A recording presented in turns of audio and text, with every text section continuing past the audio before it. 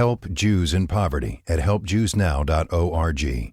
Your $25 gift today will help provide a life-saving food box to Jews in need.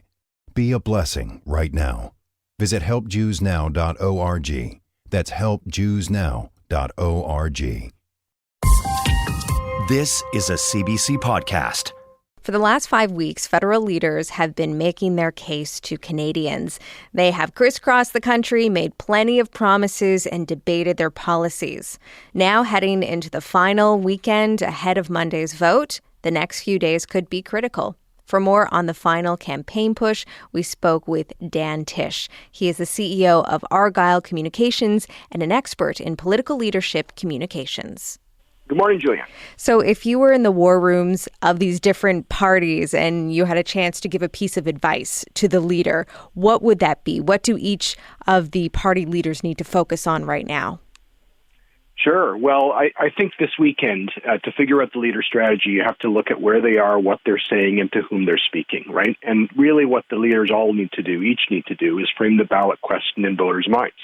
So if you think of what they've been saying in recent days, I think they're going to say it this weekend, and they're going to try to say it as frequently as possible. And I think for Justin Trudeau, it's who can best help Canada emerge and recover from the pandemic and stop the Conservatives. So there's a positive element, there's a negative element playing to the voter base that he's targeting. Most people, I think, polls suggest, give the Liberals general credit for management of the pandemic, but there's also a hard edge on it in that he needs to unite progressive voters against the Conservatives. It's a negative message, but I think it's one which you'll see him using because he needs those NDP votes to ensure he stays ahead. Mm-hmm. With Erin O'Toole, I think he's probably going to personalize it, right? I mean, the polls suggest that the biggest reason that Canadians say that they might not vote Liberal is Justin Trudeau personally. And so I think he's going to make it personal. Who can replace Justin Trudeau as Prime Minister and chart a sensible path to a more secure future for working and middle-class Canadians. Those are really the voters that he's targeting. He's made some inroads in the campaign, but he hasn't broke through the Conservative ceiling of about 35% that we've seen in recent elections. With Jagmeet Singh, I think it's of the progressive visions you hear, who really means what they say, and who's going to fight for a more inclusive and equal society, play to the NDP core. With the Bloc Québécois, who'll fight hardest for Quebec in the next parliament. And I think with Annamie Paul, it's whose voices do you want in the next parliament? And obviously she hopes the answer will be in the three ridings that they have even a remote chance of winning, that she's one of them. Is this election reminding you of the 2019 election in terms of how tight we're at this point in the game? Yeah, it sure is. I mean, the country's very different from 2019, but our political landscape, certainly with the major parties, hasn't shifted that much, right? I mean, we still see a near carbon copy right now, anyway, of last election, a Liberal-Conservative stalemate at the top. It's interesting, though, just that there has been some momentum shifts in the smaller parties. The NDP vote is more stable than it was last time. The Greens have, unfortunately for them, and ironically at a time when climate is such a big focus for the country and the world, but the Green vote has collapsed somewhat, although it's stabilized a little bit. And then the surprise, perhaps not a surprise given the fact that, depending on what poll you read, let's say 20% of Canadians roughly are opposed to vaccine mandates, maybe a little more. Well, it's not surprising to see the People's Party of Canada capitalize by, capturing some of those votes. So we've seen some shifts down there. Yeah, it'll be interesting to see how strategic voting may split votes in different ridings. Are there any battleground ridings in Ontario that you're keeping a close watch on? Well, I think Ontario. I think the most interesting, the three most interesting provinces, I'd say, is Ontario, right across Ontario, outside the Greater Toronto area. Quebec outside Montreal and pretty well everywhere in BC, not everywhere, but in a lot of parts of BC. These are places where no party has a gigantic lead. Everywhere else in the country, it's pretty clear who's going to win the province and the region. But yeah, I mean, there are a lot of battlegrounds, and I think that's going to make it really interesting. And strategic voting will be a thing, right? I think it's about the head, not the heart. And I think there are a lot of people who are going to be really thinking about that. Their hearts could be with the NDP, but maybe they'll vote Liberal. Their hearts could be with the People's Party, maybe they'll vote Conservative, right? Same thing with the Bloc and the Greens. And I think that will be a really interesting factor to watch this weekend. I know that people have many different reasons for going out to vote and who they cast their ballots for, but it'll be interesting to see what is really motivating voters as they head to the polls. Yeah, and that's interesting. I mean, if you ask people what the top issues are, right? Number one, of course, is COVID and the pandemic. Not far behind that, you've got affordability, you've got healthcare, you've got the economy. But elections are rarely decided on issues, right? They're issues are the topic of debate, but they're rarely decided there. They usually turn on themes and on emotions, right? Hope or fear, unity or division, trust, change. And, my best guess is that, it's either a referendum on Justin Trudeau or on the direction of the country under the Liberals. And the country's pretty risk averse right now. Right. And so that probably favors the Liberals, because even if people are grumpy, they may not want to, they may not be ready for change. Dan, it's been great talking to you. Thank you very much. Thank you, Julianne. Great chatting with you today. Dan Tish is the CEO of Argyle Communications and an expert in political leadership communications. Saturday is often the day for shopping and errands. Well, in Belleville tomorrow, you might be able to pick up some of the things you're looking for, all for free. The city is holding its first ever giveaway day. Everyone is invited to offer up their unwanted items for others to pick up and enjoy. The event is an initiative of the city's Green Task Force. Councillor Chris Mallett is the chair. Chris, good morning to you. Good morning. So where did this idea come from?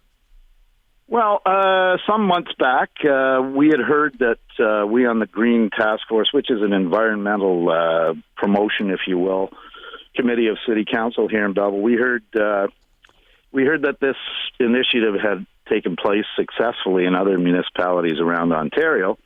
And as you know, the 3 R's, one of the R's in the 3 R's is reuse. Mm-hmm. So it fits perfectly with, and especially during COVID, everybody's got things. Do we really need that coffee table kind of thing? Mm-hmm. Still perfectly good. We don't want people putting out 3-legged coffee tables and things like that. It's not a junk disposal. But the idea was if I can't use it, maybe my neighbor can. So, yeah. So you bring your stuff. How else does this all work? Well, from 8 a.m. until 8 p.m., you're welcome to put clearly marked, clean, usable items on the curb in front of your house, marked with, a sign free, which I think everybody will get the message when they drive around and see that the streets are lined with stuff. But, we're hoping that people will put out gently used items for other people possibly to use. And if there's stuff that doesn't get snatched up, is there a plan for that? Yeah, yes, the plan is take it back in by don't leave it out overnight, because the city, we simply just can't pick up what anybody doesn't want to bother bringing back in. So, yeah, we ask that you bring it back in, and if nobody takes it, it's your issue. You've either got to find a place for that broken gramophone that just needs another bell on it or something. But anyway, you've got to get rid of it on your own. Okay, and maybe taking it to a city agency or charity would be a good next stop. Yeah, that's the other thing. I mean, we have Habitat for Humanity has a restore in town. It's it's the same idea, but they use the funds at the restore to fund Habitat for Humanity initiatives. And, we have a variety of charities, so, yeah. This, as you say, plays on the 3 R's, reuse. How else does it tie in with the Green Task Force's objectives? Well, we're always looking for initiatives to, lessen our environmental footprint. And this is just another one. I mean, we're looking into a variety of things. We have, we of course, on the big federal mandate of single-use plastic bans, we had a cigarette butt collection pilot project that we tried, various initiatives, but it's just another one, kind of another arrow in our quiver of things that we put forward to try and get people to think a little more environmentally. Fair enough. So do you expect this to make much of a difference when it comes to what's going into the landfill, or is it more an awareness campaign? A little of column A, a little of column B. We're hoping that every little bit helps keeping things out of the landfill. I mean, it's no secret that landfills in Ontario are filling up fast, and we're not opening any new ones anytime soon.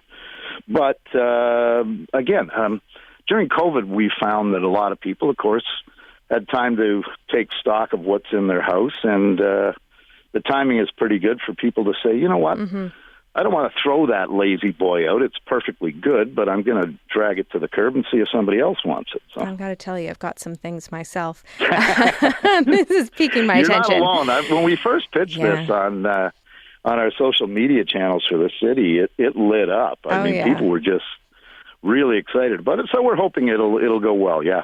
Chris, thanks for talking. Oh, it's so good. Thank you. Councillor Chris Mallett is the chair of Belleville's Green Task Force. Tomorrow, Belleville holds its first ever giveaway day. Again, that's from 8 a.m. to 8 p.m. And we will tweet a link where you can find out more. You may not think of inmates at Collins Bay and Joyceville prisons in Kingston getting out on the farm, but that's exactly what some of them have been doing. Correctional Service Canada brought back community gardens as well as dairy and beef cattle farming for inmates after the program was cancelled a decade ago. A new CBC documentary takes a look at the unique rehabilitation program. Tess Gerard is the director of Prison Farm, which premieres tomorrow on CBC TV. She's based in Prince Edward County. Tess, good morning. Good morning. So tell me about Prison Farms, how they work, and who can take part. So the Prison Farms, they're a rehabilitation program in Collins Bay and Joyceville institutions, and they're a job skills program. But what the documentary focuses on is what not just the job skills bring them, but what being out in nature, working with animals, giving something positive for the offenders to work with is giving them. So anyone can sign up for the program. It's volunteer. But there's a kind of a job application process that they go through, just like any regular job. And then from there, they're accepted and they can go work at the farm. And as I mentioned in the intro, the program was canceled in 2010 before it was brought back recently. Why was it canceled a decade ago? So a decade ago, it was canceled because based on the viability of the program at the time. So basically, the government said that these inmates weren't going out and working on farms. And me living in a rural community, having grown up in the country, being friends with many farmers, it's a bit of an insult to say that farm skills are not life skills. And these skills are transferable. And as you will see in the documentary, it gives them so much more than just the job skills. Right. And so there was protests that happened right away. There was outrage within the community and huge protests. And for 10 years, groups held vigils at Collins Bay Institution every week for 10 years. And eventually the government reversed their decision and decided to bring them back. And was it that pressure that led to that decision? Why was there that reversal and at these two institutions in 2019? So the prison farms ran across Canada, and so they're only bringing them back into these two institutions just as a beginning reinstating program. But it's much credited to the pressure from these community groups for lobbying the government and showing exactly what was lost by losing these programs. And any sense of why they decided to bring it back at these two institutions in particular? So these two institutions, they're Kingston-based. There's 5 prisons within the Kingston area, and so they're able to share resources. But there's already the infrastructure there. So there's barns and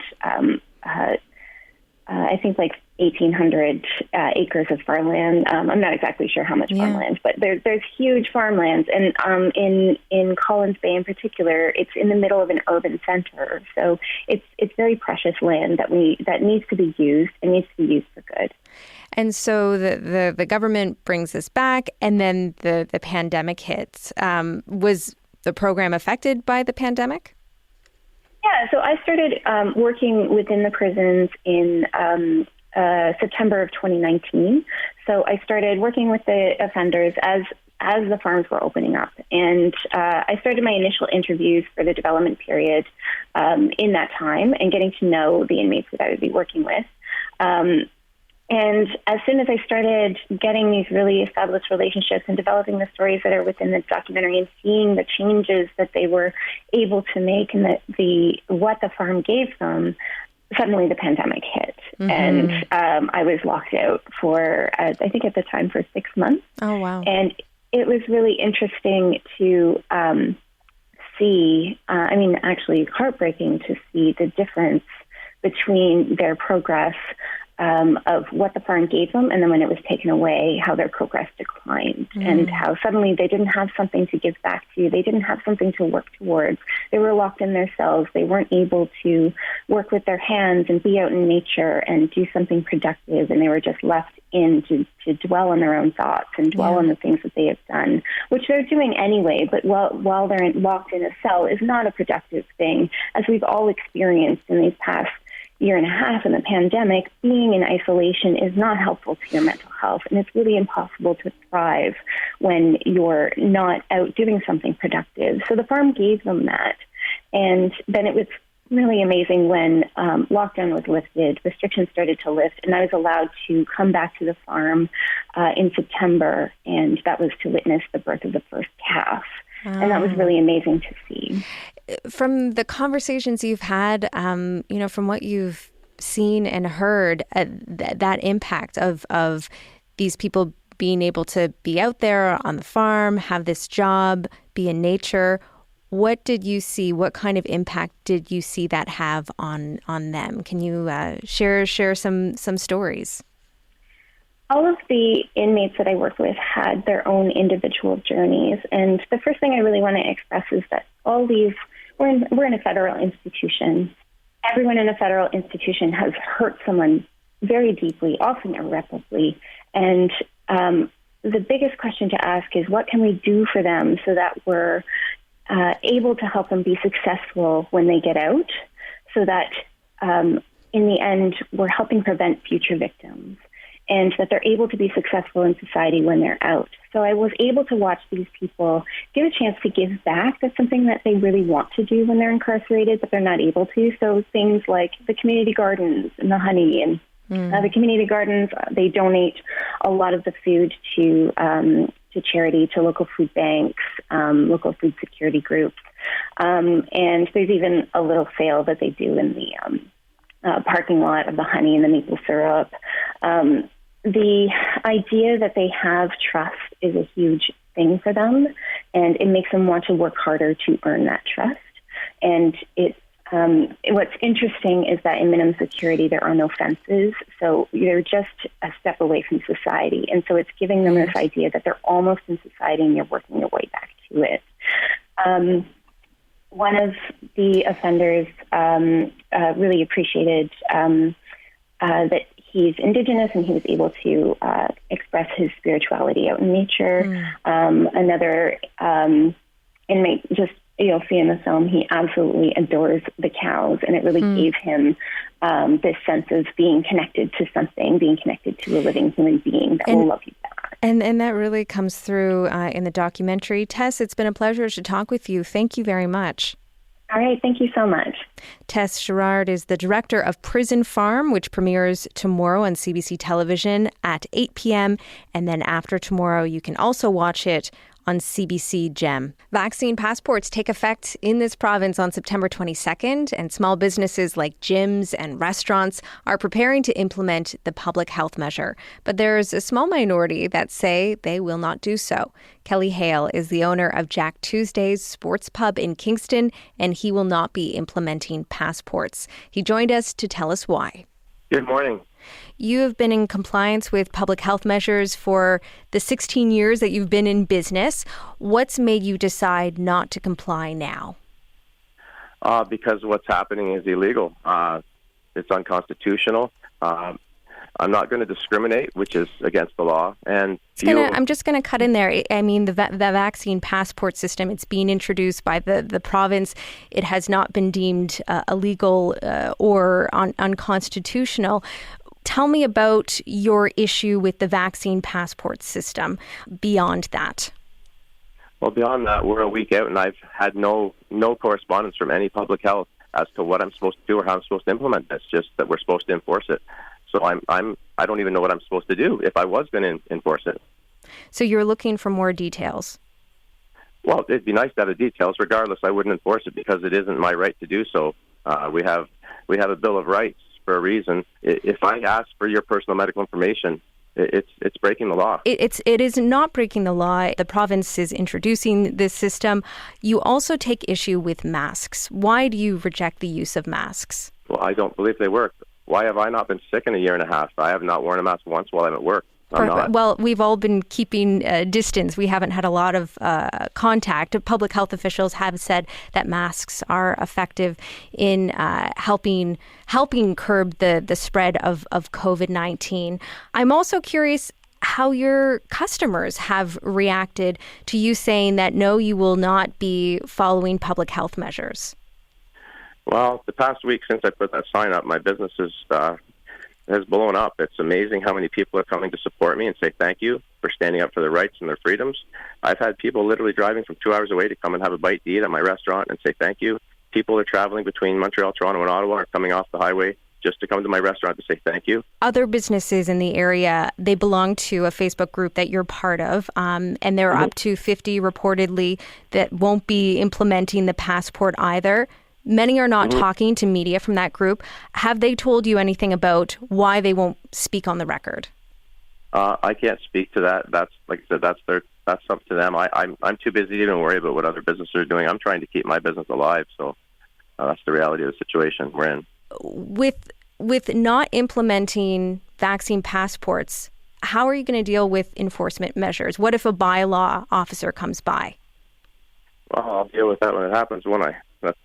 We'll have to see. I can't tell the future, unfortunately, but we'll just see where it is. I'm standing my ground. I believe what I'm doing is right and true and just, so that's where I'm at with it. Isn't it reasonable to negotiate some personal rights and freedoms to benefit the greater good? Well, that's the whole thing I'm fighting for. The people that oppose me, ironically enough, I'm fighting for their right to choose and their rights and freedom. So if you choose not to come, that's fine. But everybody's being dictated by fear right now, and that's where I'm at. The right to choose and the right to live freely is part of the Bill of Rights. And that's obviously not being guided right now. What I'm saying is that isn't it fair to give a little bit when it comes to your rights and freedoms to benefit public safety? Well, once again, that's their choice. I don't believe this is a serious situation as far as what they're saying. Like I said, if the masks are so good, why have I not been sick? And many of the people in my restaurant have not worn masks. I have not imposed that or enforced it. We are in a fourth wave now. Unless you're doing contact tracing, I would imagine it's hard to get a sense if every single person in your restaurant has been sick. What do you think we should do instead of vaccine passports to make sure that there's not another lockdown this fall? No matter how much we enforce anything, there's going to be another lockdown that's coming at Thanksgiving. And the thing is, too, But I guess what I'm asking you there is there another system that you would like to see instead of vaccine passports, an alternative? Yeah, no system at all. I mean, it's just boggling my mind. Everyone's in fear right now, and when you live in fear, your free thought and your logical thinking just goes away. Kelly, thank you. Thank you very much. Kelly Hale is the owner of Jack Tuesdays Sports Pub in Kingston. For another perspective, we have reached Fiona Vanderwerf. She is the owner of the Hive Muskoka Gym, and she plans to comply with all public health measures. Fiona, good morning to you. Hi, good morning. And I just wanted to give a shout out to Kelly. Yeah, I mean, I can hear in his voice that frustration and uncertainty and bewilderment that I think we all have as business owners right now. We are in a time that we don't have a manual or processes. And right now with the government guidelines, they are our best weapon against what we are dealing with right now. I, too, am like Kelly. I'm trying to keep my business alive. My gym, Hive Muskoka in Bracebridge, Ontario, has opened during the pandemic. I don't have 16 years. I have only been open during the pandemic. So from day one, opening my gym, we've had to create a clear system of exceeding compliance standards. I operate my business by the law.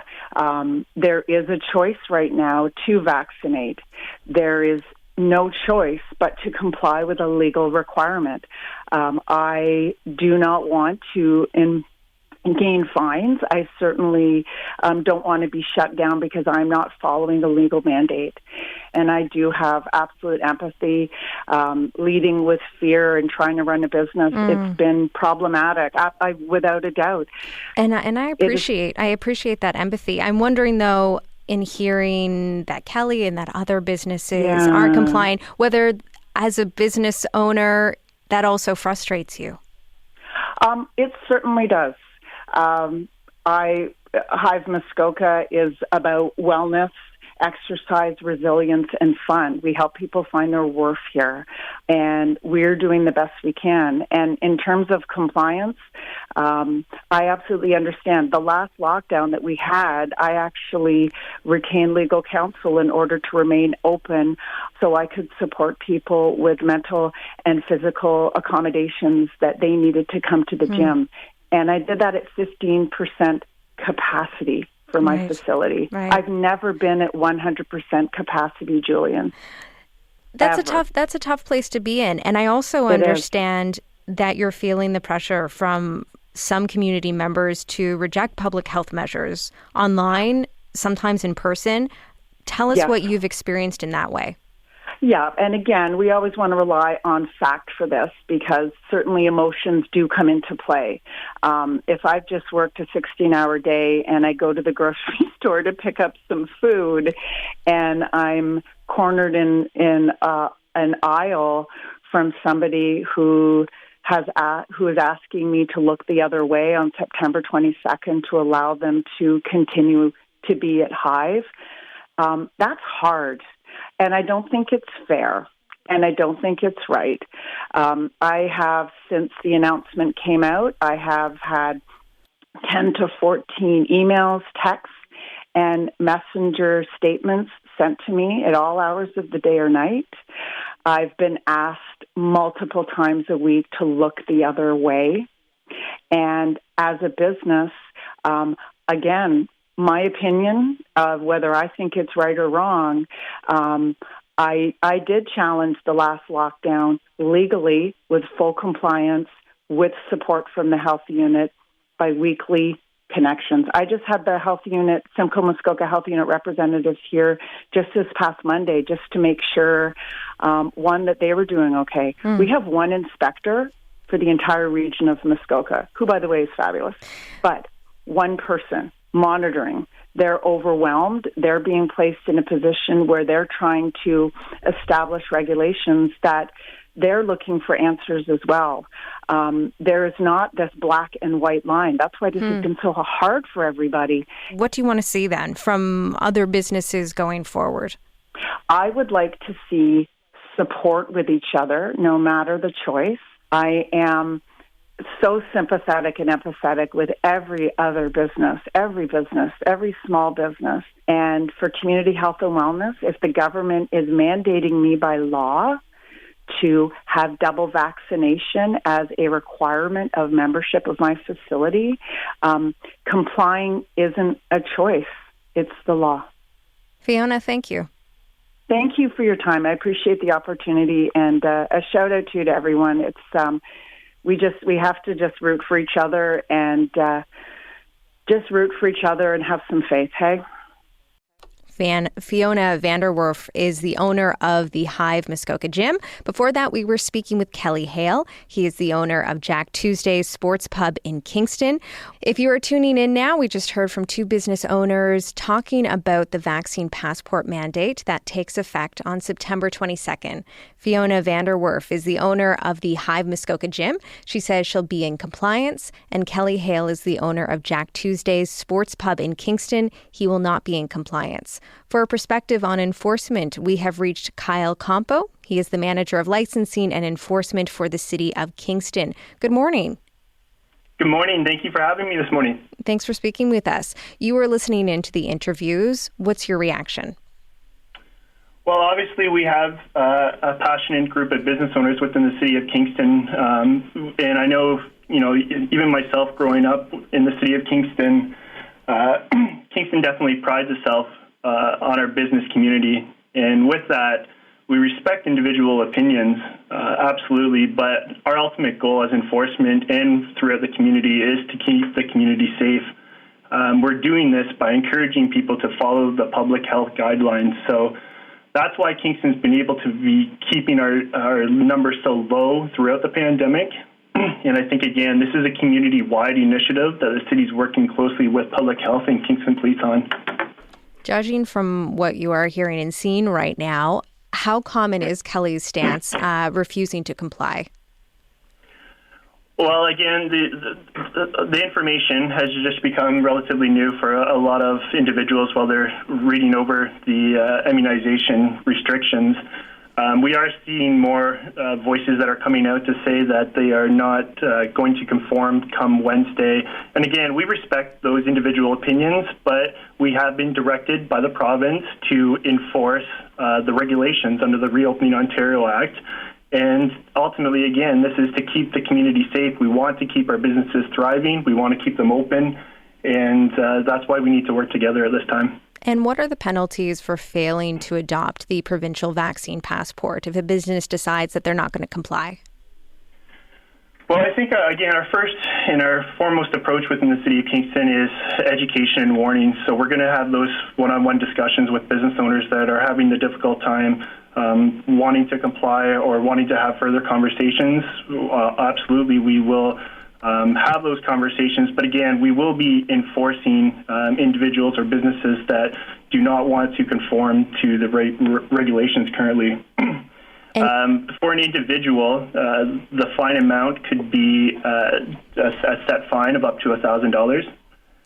For a business, ultimately, that continues to not want to comply, the maximum fine could be up to $100,000 by way of a Part 3 summons. Right. And is there, I guess, how do you make that determination of having those conversations and then getting to that place of enforcing and imposing those fines? Is it somebody that's not, doing this multiple times after talks? Where's the line and how do you make that decision?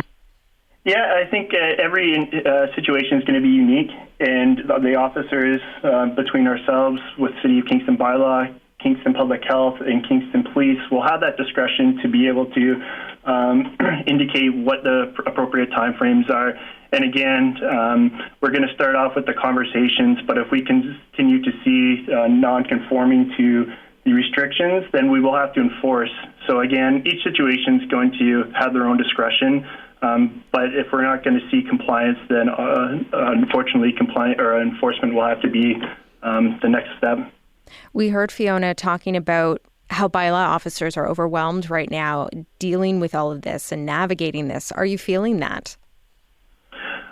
Absolutely. The pandemic, I think, has put a lot on everybody, not just bylaw, all emergency services, and not just that, the community in general throughout all the municipalities are feeling the burden on the pandemic. It's enforcement, but we're talking to business owners, we're talking to, medical health. Everybody's feeling the burden across the province and across the country. So, although we're feeling it, we're continuing to follow the guidance by the province, and we'll continue to enforce the regulations that are coming our way. Kyle, great talking to you. Thank you. I appreciate it. Thanks for your time this morning. Kyle Campo is the manager of licensing and enforcement for the City of Kingston. Well, a student walkout is planned at Western University today to show support for survivors of sexual violence. 4 students reported sexual assault to police last week. Multiple others have been discussed on social media. Western University has acknowledged it has a culture problem and has a lot of work to do. Yesterday, it announced a task force on sexual violence and student safety, as well as a new student safety action plan. But the problem is not unique to Western. The province has now instructed post-secondary schools across Ontario to update their sexual violence policies to make it easier for survivors to come forward. The Ontario Undergraduate Student Alliance urged the province to make these changes. Nathan Barnett is a steering committee member with the Alliance. He is also vice president of university affairs with the Trent Durham Student Association. Nathan, good morning to you. Good morning. So tell us about the changes the province is asking post-secondary schools to make. What does that include? Yeah, so there's really 2 updates that they're asking for, or mandating. The first one is around making sure that when folks come forward about a sexual violence, that they're not facing punishment under the university or college's drug and alcohol use policies, meaning that if someone was at a party or whatnot, which is sadly where we know a lot of these incidents happen, they're not going to face sanctions for consuming drugs or alcohol. The second is really around making sure that when someone does report or disclose sexual violence, that they're not being asked questions about their sexual history or their sexual expression, which really just goes back to making sure that we're not feeding into rape myths around people asking for it. And what do you make of the directive? It's really good. It's some steps forward in the right direction. USA has 20 recommendations. These are the 7th and 8th that the government has taken from that. So we're really happy to see that forward momentum, and we hope to see it continue. Students, including Western, they already have sexual violence policies in place. So I guess the question is, how can we ensure that these new policies are effective, are carried through on? Yeah, and really policies are just one part. There's a lot of other moving parts as well, making sure that we're addressing culture and attitudes and making sure that our policies are done in consultation with students, staff, and faculty to make sure that it actually reflects the lived experience of folks on campus, particularly racialized students, students with disabilities, and LGBTQ+ students. Not all of the recommendations your alliance made were adopted. What didn't make the cut, and what other changes would you like to see made?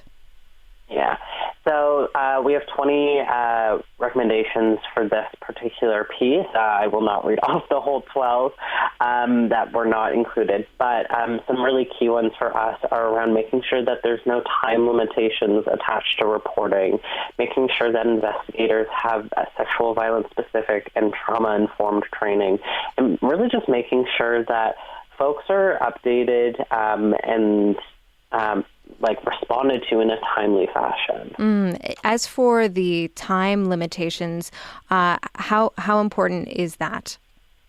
It can be really important for a lot of folks. Some folks, when it happens, it's trauma. They may not want to talk about it right away, and it may take them weeks, months, years to decide, no, this is what I want to do. I actually do want to report. I've changed my mind, or I'm at a different part of my healing where this is what I want. And so making sure that they don't have a time limit, they don't feel pressure to get to that point or to make a decision. Mm-hmm. And as for the training component that you just mentioned, what's the playing field right now? How much training is there for people who are dealing with these kinds of complaints? It really varies university to university and college to college. And even within post-secondary institutions, it can vary. The information that and training that is given to, senior administration is going to be very different than the training that student leaders get. So really what we're asking for is making sure that that training is not only consistent, but that it's a very high quality. The government has given schools until March to update their policies. That's the deadline. What should campuses be doing right now? Right now, it's about making sure that we're not sweeping this under the rug. It's not just a Western problem. It's in all of our universities. It's in all of our colleges.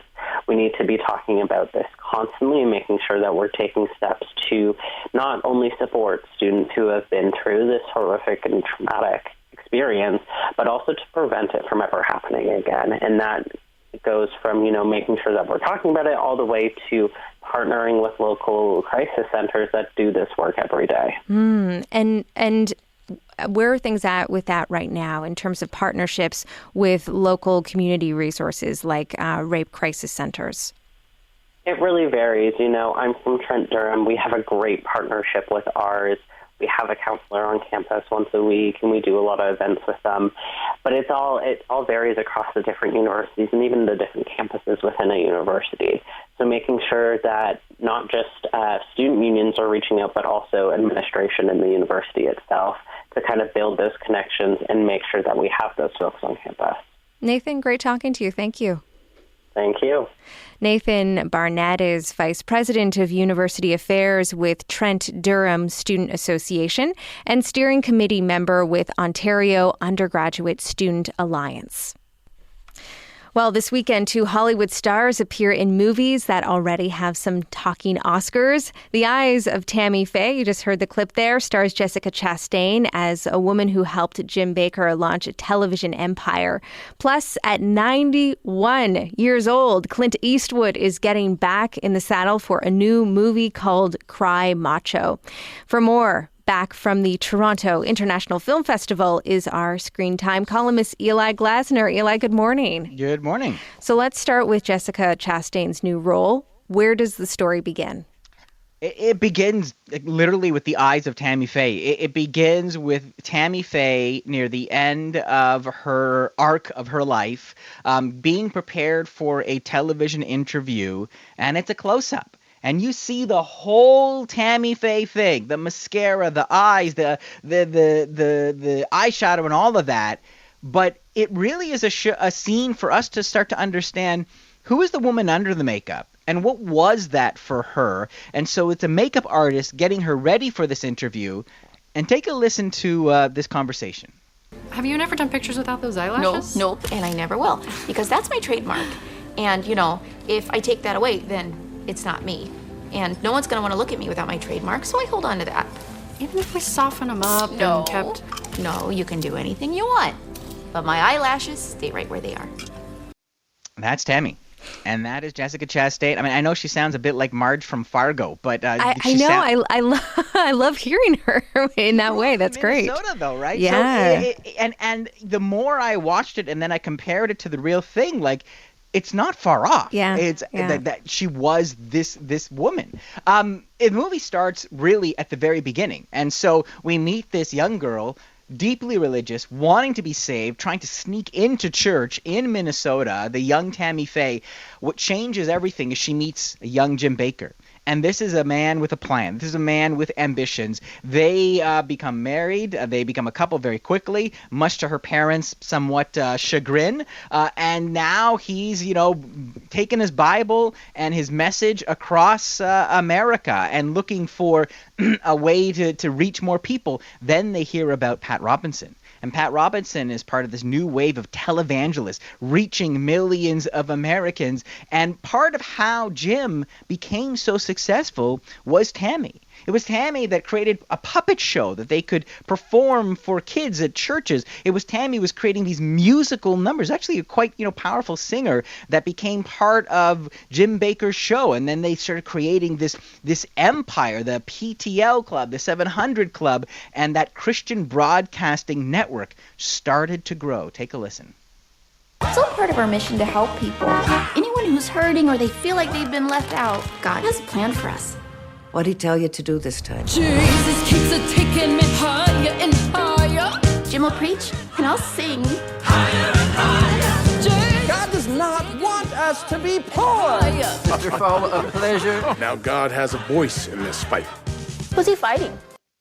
So you heard Andrew Garfield there as Jim saying, God does not want us to be poor. His prosperity doctrine was part of what set them apart and also part of, I guess, what enabled the lavish lifestyle that they became accustomed to. You also heard a voice of skepticism there. Sherry Jones as Tammy's mother saying, what exactly is happening here? How Christian is this? And then the last voice we heard, Vincent D'Onofrio as Jerry Falwell. As the Bakers' power grew, as their reach grew, well, they attracted attention of other evangelists, including Falwell himself. But of course, God wasn't really watching that carefully as the finances started to dip into the red. And of course, you may recall the scandals and what happened to their marriage. I know you just played the clips and laid it out for us, but already, my attention is piqued. I want to see this film.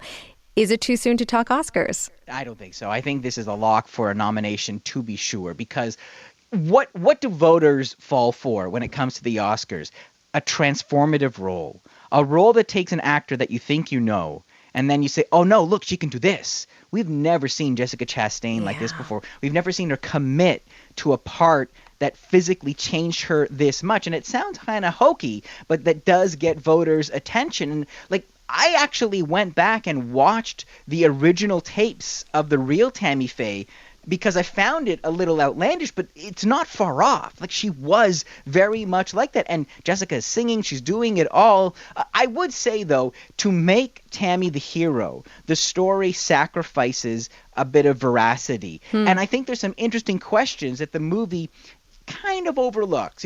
Was she really just this woman of faith that just believed she was being, called to the altar by God and was just willing to look the other way, that all of her husband's financial and scandalous proclivities, blindsided her?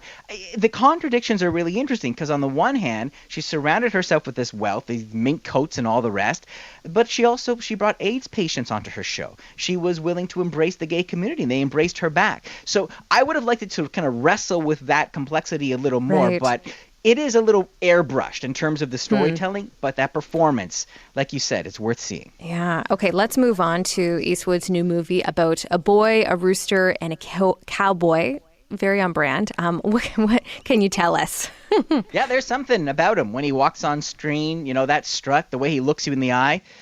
Unfortunately, I'm talking about the rooster, but he is part of one of three of this new movie, Cry Macho. He is Clint Eastwood, starring in this film at the age of, like you said, 91. Plays a washed-up rodeo rider named Mike who is forced to go down to Mexico and bring a young boy named Rafael back to his father in the United States. Let's take a listen. Get in the back. We go and I tell you, okay? Look, the only place you're going to go is the hospital. You get too angry. It's not good for you. You used to be strong, macho. I used to be a lot of things, but I'm not now. That might be the most interesting part of the film. The idea that that boy isn't just talking to this rodeo rider, he's talking to Eastwood himself, about the kind of person he used to play versus who he might now be at the age of 90. Macho is actually the name of the rooster that Rafa was very attached with and takes with him as they go back to the United States, but things go wrong. There's some bad guys on their trail, so they need to hide out in this Mexican town, and while they do that, the rodeo rider meets a nice little senorita and starts fixing up the local horses. This all just sounds like very classic Clint material to me. What did you think? What did you think of the film? Replace classic with cheesy and you get a little closer. It is very sentimental. It is very kind of treacly. The acting is not subtle, to be kind. I think, again, there's a power in just seeing Clint playing a cowboy, wearing the hat, standing in the doorway, that famous silhouette. I just wish the story had a little more oomph, a little more tension. But if you are a fan of the gunslinger, I think you'll be excited just to see him doing what he's doing. But it is not his best work, I will say that. But the rooster's pretty good. Give it to the rooster. Worth it for the rooster, perhaps. Worth it for the rooster. That's my review. Okay, Eli, great talking to you. Thank you. My pleasure. That is Eli Glasner, a CBC entertainment journalist and our Screen Time columnist. We talk to him usually every Friday at this time. Monday is Election Day, and many people will be discussing the issues over the weekend, including mayors of our region's municipalities who are affected by the outcome of the federal election in many ways. Jeff Lehman is the mayor of Barrie, and Steve Clark is the mayor of Orillia. Good morning to both of you. Good morning, Julianne. Good morning. Good morning, Steve. Well, Mayor Lehman, we will start with you. What have you been watching for during the election? Well, Barrie being Barrie, there are two issues that probably are the most significant for my residents, and that would be childcare and housing. Barrie has a very high average rent, a real shortage of particularly rental housing, but in fact all forms of housing, and we've seen housing become much less affordable. So that's a major cause for concern. And childcare, for our city, which has one of the youngest populations in the country, a lot of young families who live here, the lack of childcare, the lack of available childcare, as well as the cost, can be a major barrier to work and a big challenge for a lot of people in terms of the cost of living. And childcare and housing, they have definitely been big issues in this election cycle. What do you make of the different parties' platforms? What policies do you think would benefit the people in your city? Well, I think the issue with childcare is you can't just address the cost issue. You've got to address the availability issue. And so the parties that are addressing both, that are offering to subsidize spaces and build a childcare system, that's the kind of thing we're going to need. I think one of the biggest challenges for any family here is, not just finding something, but then the wait list, even if you do, and trying to find something close enough to home to be useful in terms of their daily commute or their where they work here in our region. On the housing side, I'm looking for supply-side solutions because, and that's tough for a federal party because a lot of those supply-side solutions, the ways to get more affordable housing built, are really controlled by our level of government, municipal or provincial government, especially the provincial government. With the federal government, what we really need is support to get that most affordable housing built. So that is building things like supportive housing to help the homeless, and for the CMHC and other federal agencies to get back into the provision of affordable housing.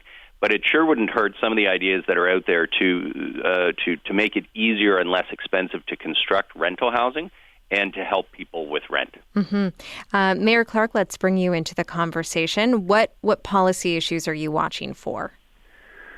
Well, I do believe, Julianne, there's a number of issues that are affecting Orillia, and I'm sure Barrie to a large degree, that are also federal issues, and that's certainly COVID is in the foreground. Climate change, which was a priority before the election was called and before COVID, appears to still be a priority and will surface again as at least one of the number one priorities. Reconciliation. I mean, we're fortunate in this area to be to have two different First Nations, and I would also add mental health issues, and maybe some would add addictions to that, and certainly that have been exacerbated by COVID. But I would have to agree with Mayor Jeff in that housing may very well be our number one issue right now. So definitely paying attention to what the federal parties are talking about doing in terms of meaningful difference, because we do need some firm plans on how to increase the supply, and as Mayor Jeff said, it's not just in one area we traditionally see that affects our most vulnerable. It is an issue right now that is affecting everybody along the housing continuum, whether it's emergency shelter, transitional housing, affordable rent, affordable purchase prices, and I'm aware in our community, and I believe others now, and Jeff and I have been talking about this particular issue for a number of years, people all across the housing continuum, and it's not just our low-income or vulnerable folks anymore. It's also a middle-class issue, and some would even argue even a supply issue above that. Right. It's an issue that affects so many people in so many communities across the province. Are you hearing solutions that will work for people in your city? I'm hearing that there's a willingness to have those discussions, but as Jeff indicated, this is an issue that is only going to be dealt with, I think, meaningfully when there are creative ways of increasing the supply, and that's going to take municipal cooperation with our county level government and with our provincial government, and certainly some level of cooperation and funding from the federal government, because I believe that it needs to involve the private sector. It probably needs legislation changes, and we do need to get very creative with different levels of housing delivery. There's also been a conversation around the opioid epidemic in this election. What federal policy changes do you both think would benefit your communities? Mayor Lehman, I'll start with you. Well, I'm also chair of Ontario's Big City Mayors Caucus, and we have in the last couple of months called for decriminalization of some controlled substances as the response, part of the response to the opioid crisis. Our police chiefs are telling us we are not going to, and we should not try to sort of arrest our way out of the opioid crisis. We need to treat addictions and opioids in particular as a public health issue. So that's what I'm looking for, and that's what Ontario's big city mayors are looking for. We, I think, recognize that what's been done to date is not enough, and we really do need a federal government that sort of switches the approach to this. I mean, look at the way we've mobilized to fight COVID as a country. What if we had the same energy to fight addictions in the same way? Mm-hmm. Mayor Clark, how about you? Well, I think mental health issues have been exacerbated because of COVID. Certainly, we're all well aware of issues that were in play before COVID hit. I believe that we need greater resourcing in counseling in terms of dollars and human resources because of the increased need. But I would also commend Mayor Jeff and the other mayors that he's working with in the larger cities for taking an outside the box approach. People that work in this area will tell you that it is a health issue. It's not a crime issue. And if we look to the Portugal model from the early 2000s, it did just as Jeff suggested. It is one of the only meaningful things that I have seen in North America and Europe that has really brought about a much lower incidence of opioid and other drug-related addictions. The last issue I wanted to raise with both of you, because this is such a different kind of election during the pandemic, vaccine mandates have been part of the discussion. Vaccine passports are causing tensions in some communities in this province. We covered some of that in our last hour, businesses who will be complying, some businesses who will not. What has the conversation been like in your community, Mayor Clark? Yeah, well, I believe within the community itself, there's very broad support for that type of system that you're speaking of. As a municipality, we just brought in a program for our municipal staff on Monday that it falls slightly short of being mandatory, but it's going to be a strong motivation for all of our employees to make sure they're double vaccinated. And Julianne, I believe the reality is, as long as we have a significant part of the population out there that are unvaccinated because they're either hesitant or they're anti-vaccination, we are going to stay in a pandemic. So we need to do what we can to get as many people vaccinated as possible, as soon as possible. Mayor Lehman, what's the conversation around vaccine mandates and vaccine passports in Barrie? Well, it has been rancorous, but I would share Mayor Clark's assessment. This is one of those issues where we have a very, very large silent majority. I mean, any public opinion polling that is reliable shows Canadians overwhelmingly support these measures. That doesn't mean they're easy to do, especially for a business that is already suffering from labor shortages and is frankly afraid of the behavior of some of the anti-vaxxers. So I am hearing from businesses who are concerned about what will happen next Monday, and they want support, they want guidance, they don't want enforcement to fall on them, and it shouldn't. But I can tell you that more broadly in the community, although there is very loud opposition, as I'm sure we are all aware, there has been very strong support because, just as Mayor Clark said, I mean, we have to try and get the vaccination numbers up just a little more to help end this. And we know that that is the way to start, being able to bring the pandemic to an end. Mayor Lehman, Mayor Clark, great talking to both of you today. Thank you. Thank you, Julianne. Jeff Lehman is the mayor of Barrie, and Steve Clark is the mayor of Orillia. Coming up to 22 minutes past 8 o'clock, you're listening to Ontario Morning on CBC Radio 1. Driftwood Theatre Group is airing an 8-part travel documentary series on YouTube, Motorcycle Monologues, that runs until October 1st. Driftwood's artistic director, Jeremy Smith, has been touring around southern Ontario, and in the episode that airs today, he stops in Peterborough. Here to tell us more is Jeremy Smith. Jeremy, good morning. Good morning, Julianne. So what exactly is the Motorcycle Monologues? Do tell us more. Well, I think it's a celebration of the people and places that make Ontario special, or some of the people and places that make Ontario special. Obviously, I can't see all of them, but it was born out of a need for me to reconnect with the communities that Driftwood's toured to for 25 years. That's lovely. An ode to Ontario and to some of the smaller communities of Ontario. Truly. Yep. And I understand the R&R rally is part of that. What is that?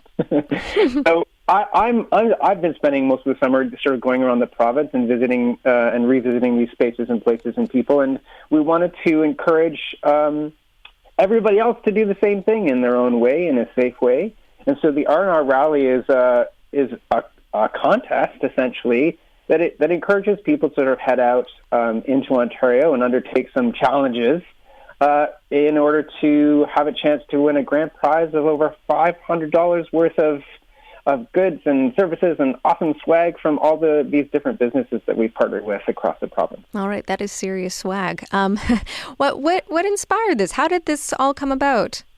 Well, Driftwood is a company that I've run for over 25 years now, and our mandate is to make theater accessible to people across the province. And so we do that by touring outdoor summer theater.